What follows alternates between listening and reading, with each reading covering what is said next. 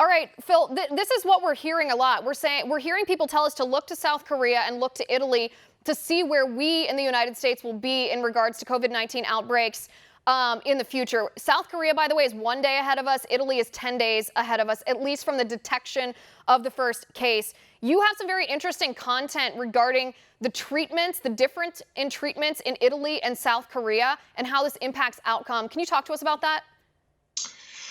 Yeah, it's pretty interesting because the official World Health Organization guidelines say that there is no intervention that's effective. There is no effective treatment other than supportive care, ventilators, respirators, so forth.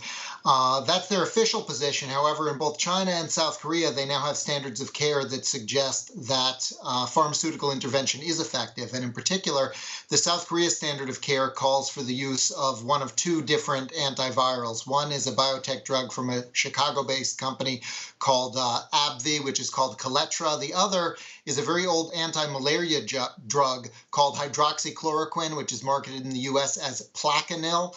And these drugs have been shown to be effective in the field with actual doctors who are using them, to the extent that they've now been adopted in South Korea as the standard of care. Because they haven't been proven yet in clinical trials, the official World Health Organization guidelines don't recognize them or recommend them, and that's led to very inconsistent use in other countries. And so, for instance, in Italy, we've seen conflicting reports. Some doctors are saying they are using these antiviral drugs. Other reports are saying that they are not giving them to patients because they're not supported by the current World Health Organization guidelines. It seems to me that now is not the time for official guidelines. If we found something that works, and we already know that the medication inherently has been approved, therefore it's safe for human consumption, it seems to me that this is a really important lesson in bureaucratic red tape, for one, but we don't even have to talk about that today. It's a very important lesson in these one-to-one comparisons. Like I said, we hear so often, look at what's happening in Italy. That warrants draconian measures in the United States because we're just 10 days behind.